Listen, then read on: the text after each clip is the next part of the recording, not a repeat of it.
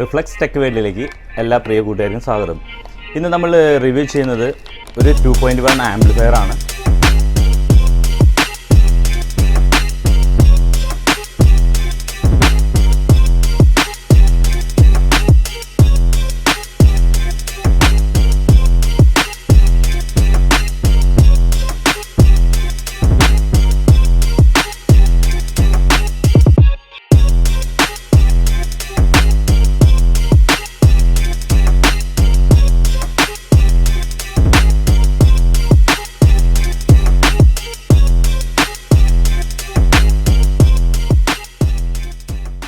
ഈ 2.1 ആംപ്ലിഫയർ നമുക്ക് ഓൺലൈനായിട്ട് ലഭിക്കുന്നതാണ്.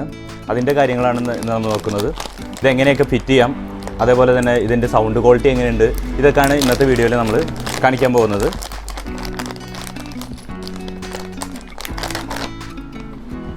ഇതാണ് ആംപ്ലിഫയർ. അതായത് ഇതിനകത്തൊരു സബ്വൂഫറിനുള്ളൊരു ആംപ്ലിഫയർ ഉണ്ട്, 2 ചാനലിനുള്ള ആംപ്ലിഫയർ ഉണ്ട്. ഇതൊക്കെയാണ് ഇതിനകത്ത് വന്നിരിക്കുന്നത്.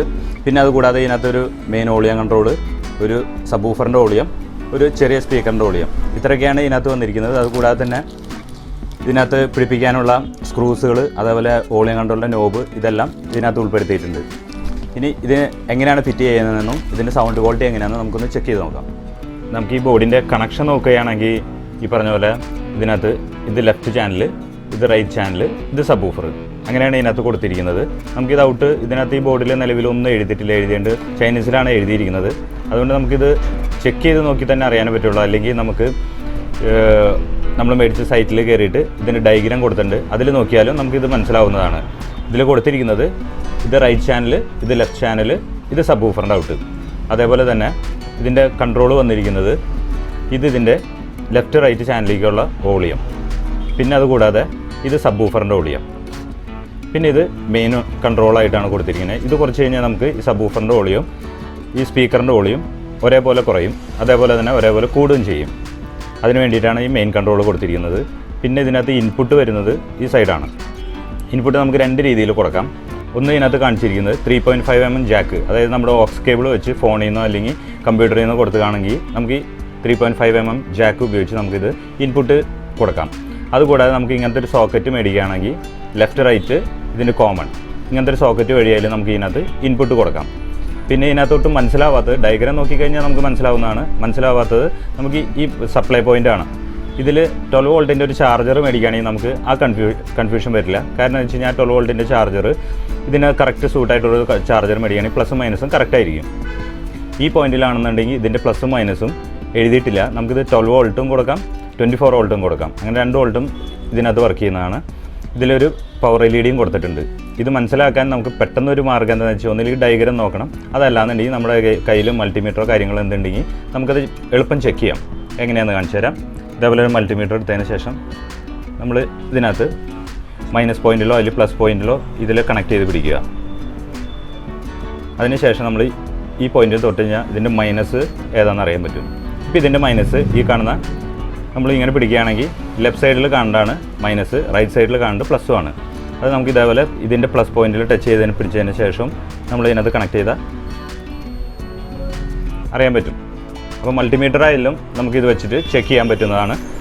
ഇത്രയൊക്കെയാണ് ഈ ബോർഡിൽ വരുന്നത്.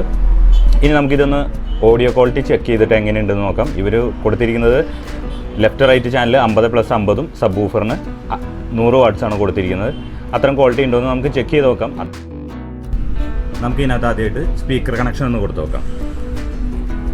ഇതാണ് ലെഫ്റ്റ് റൈറ്റ് സ്പീക്കർ കണക്ഷൻ വരുന്നത്. പ്രത്യേകം ശ്രദ്ധിക്കുക, ഇതിൻ്റെ പ്ലസ് മൈനസ്, അതായത് വയറിൻ്റെ പ്ലസ് മൈനസ് മാറാതെ കൊടുക്കുക.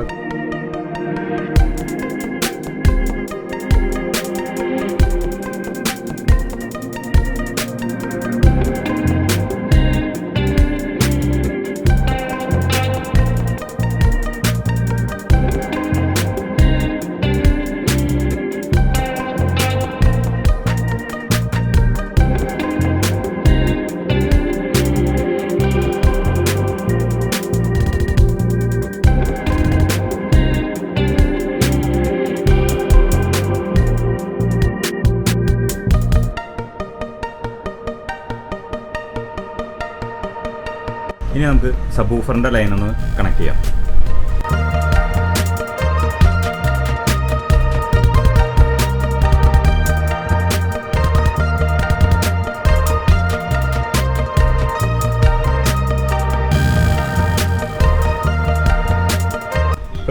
2 സ്പീക്കറിലേക്കുള്ള കണക്ഷനും സബ്വൂഫറിലേക്കുള്ള കണക്ഷനും നമ്മൾ കൊടുത്തു കഴിഞ്ഞു.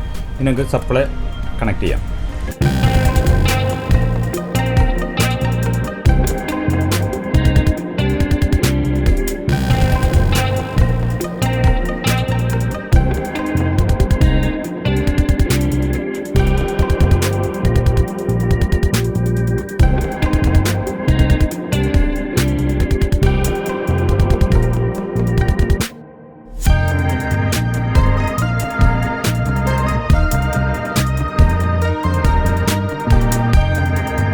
ഇപ്പോൾ നമ്മൾ സബ്വൂഫറിൻ്റെ കണക്ഷൻ, സ്പീക്കർ കണക്ഷൻ, സപ്ലൈ ഇതെല്ലാം കൊടുത്തു കഴിഞ്ഞു. ഇനി നമുക്ക് ഇൻപുട്ടാണ് കൊടുക്കുന്നത്. ഇൻപുട്ട് തൽക്കാലം ഇപ്പോൾ 3.5 mm ജാക്കിലാണ് കണക്ട് ചെയ്യാൻ പോകുന്നത്.